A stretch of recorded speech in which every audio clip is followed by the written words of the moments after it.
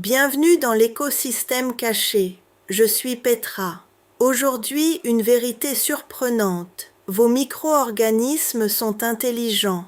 Pas individuellement, mais collectivement. Ils organisent, délèguent, optimisent. Bienvenue dans le bureau le plus intelligent que vous n'ayez jamais vu. Imaginez un bureau, des milliers d'employés, pas de manager, pas de PDG, pas d'organigramme. Pourtant, tout fonctionne, les tâches sont réparties, les projets sont terminés, les problèmes sont résolus. Comment est-ce possible? C'est l'intelligence collective, la capacité d'un groupe à agir intelligemment sans direction centrale. Les fourmis le font, les abeilles le font, et vos micro-organismes le font aussi. Vos intestins ne contiennent pas de manager. Pourtant, 38 billions de cellules travaillent ensemble comme s'il y avait un plan. L'intelligence collective n'est pas un mystère, c'est un comportement émergent des motifs complexes qui naissent de règles simples. Chaque bactérie suit des principes simples. Mange ce que tu peux manger, multiplie-toi quand les conditions sont bonnes, produis des molécules de signalisation, réagit aux signaux des autres. Aucune bactérie n'a une vue d'ensemble, mais de toutes ces actions individuelles émerge l'ordre, la répartition des tâches. Toutes les bactéries ne font pas la même chose. Certaines sont spécialisées dans la décomposition de certaines fibres. D'autres produisent des vitamines. D'autres encore tiennent les pathogènes à distance. Les tâches sont réparties non par attribution, mais par spécialisation et niche. La communication. Via le quorum sensing et d'autres signaux, les bactéries savent ce qui se passe autour d'elles. Elles adaptent leur comportement.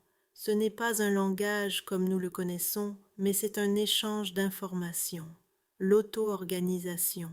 Sans direction centrale, le système s'organise lui-même. Il trouve des équilibres, il se remet des perturbations, il optimise, pas parfaitement, mais suffisamment bien. Voyons le bureau en action. Réunion du matin.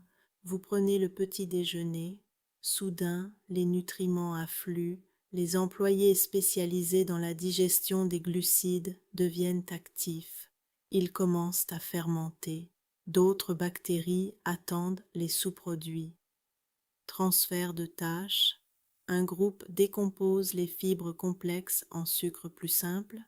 Un autre groupe prend ces sucres et en fait des acides gras à chaîne courte. C'est une chaîne de montage sans que personne ne l'ait conçue.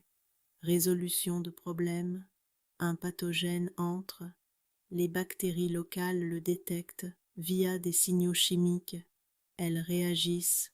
Certaines produisent des substances antimicrobiennes. D'autres prennent de l'espace pour que l'intrus ne trouve pas de place. Le système immunitaire est alerté. Le problème est résolu. Adaptation. Vous changez votre alimentation. La composition de votre microbiome change. Les bactéries qui prospéraient avec l'ancienne alimentation diminuent. D'autres augmentent. Le bureau se réorganise automatiquement. Tout cela sans manager, sans réunion, sans mémo. Que pouvons-nous apprendre de ce bureau intelligent? La diversité est une force. Un bureau avec uniquement des comptables ne peut pas résoudre les problèmes de marketing. La diversité des compétences rend le groupe plus robuste. L'autonomie fonctionne. Le micromanagement n'est pas nécessaire. Quand les conditions sont bonnes, les employés s'organisent eux-mêmes.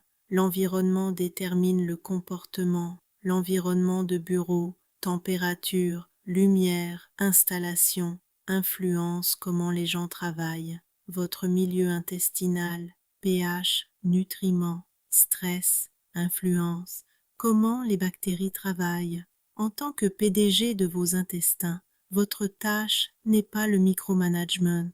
Votre tâche est de créer l'environnement dans lequel le collectif peut s'épanouir. Alors que fait un bon PDG de vos intestins? Investissez dans la diversité. Une alimentation variée apporte des compétences variées. Créez la stabilité, rythme constant, conditions prévisibles. Le collectif peut planifier. Prévenez les crises. Les antibiotiques sont des vagues de licenciements, parfois nécessaires, mais perturbateurs. Évitez quand possible. Facilitez la communication.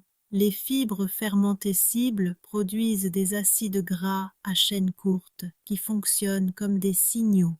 Ils maintiennent le réseau en bonne santé. Vous ne choisissez pas qui travaille, mais vous déterminez s'ils peuvent s'épanouir.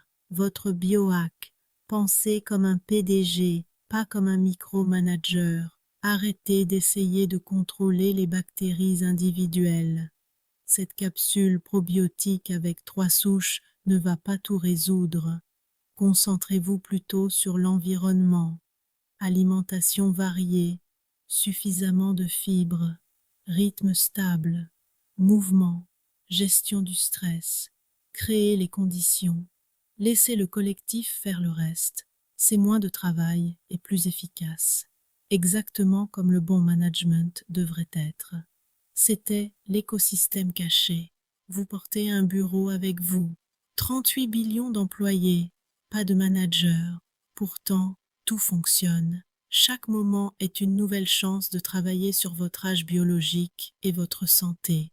Votre tâche? Créer l'environnement dans lequel ils peuvent briller. Envie d'en découvrir plus? Visitez cosmogroup.eu. À la prochaine.